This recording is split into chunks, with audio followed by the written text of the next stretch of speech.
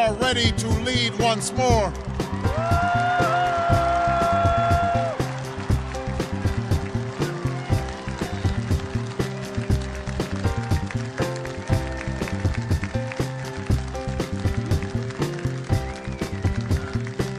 Recall that earlier generations faced down fascism and communism, not just with missiles and tanks, but with the sturdy alliances and enduring convictions. They understood that our power alone cannot protect us, nor does it entitle us to do as we please. Instead, they knew that our power grows through its prudent use. Our security emanates from the justness of our cause, the force of our example, the tempering qualities of humility and restraint. We are the keepers of this legacy.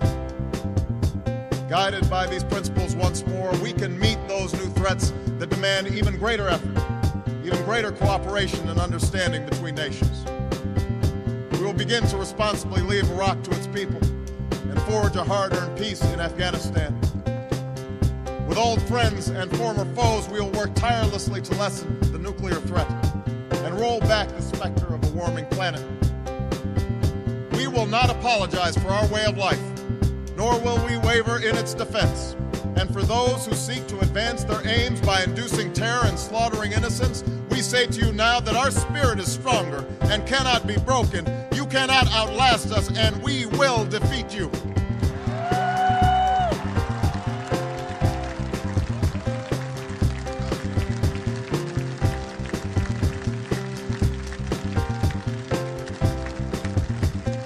For we know that our patchwork heritage is a strength, not a weakness.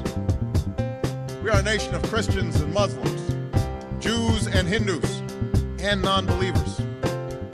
We are shaped by every language and culture, drawn from every end of this earth. And because we have tasted the bitter swill of civil war and segregation and emerged from that dark chapter stronger and more united, we cannot help but believe that the old hatreds shall someday pass, that the lines of tribes shall soon dissolve, that as the world grows smaller, our common humanity shall reveal itself, and that America must play its role in ushering in a new era of peace.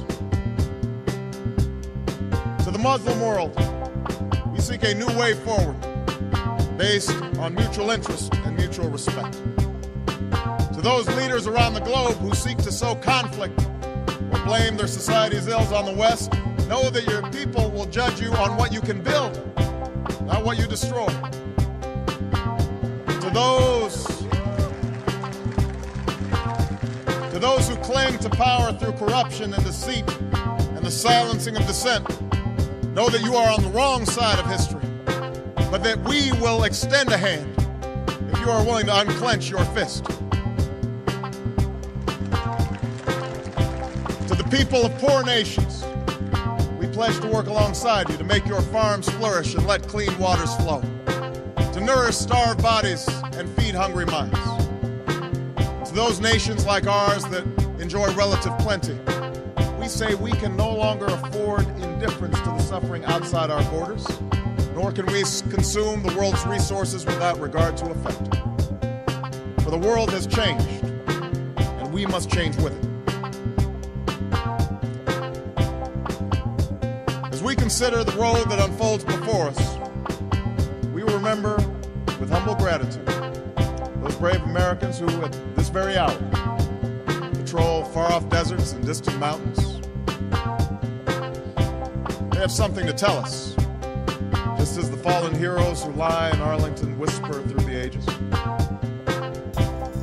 We honor them not only because they are the guardians of our liberty, but because they embody the spirit of service, a willingness to find meaning in something greater than themselves. And yet, at this moment, a moment that will define a generation, it is precisely this spirit that must inhabit us all. For as much as government can do and must do, it is ultimately the faith and determination of the American people upon which this nation relies. It is the kindness to take in a stranger when the levees break, the selflessness of workers who would rather cut their hours than see a friend lose their job, which sees us through our darkest hours. It firefighter's courage to storm a stairway filled with smoke, but also a parent's willingness to nurture a child that finally decides our fate. Our challenges may be new. The instruments with which we meet them may be new. But those values upon which our success depends, honesty and hard work, courage and fair play, tolerance and curiosity, loyalty and patriotism, these things are old. These things are true. They have been the quiet force of progress throughout our history. What is demanded then is a return to these truths.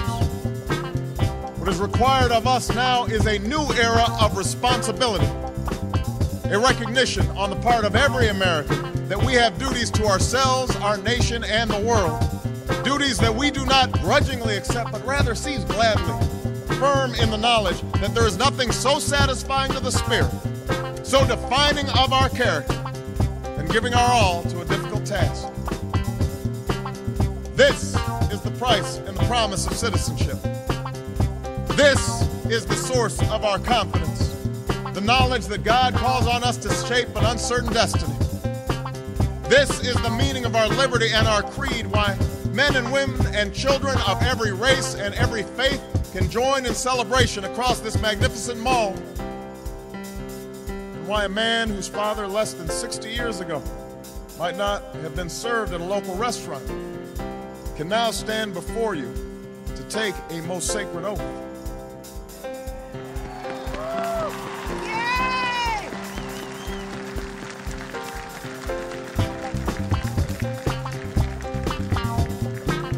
So let us mark this day with remembrance of who we are and how far we have traveled.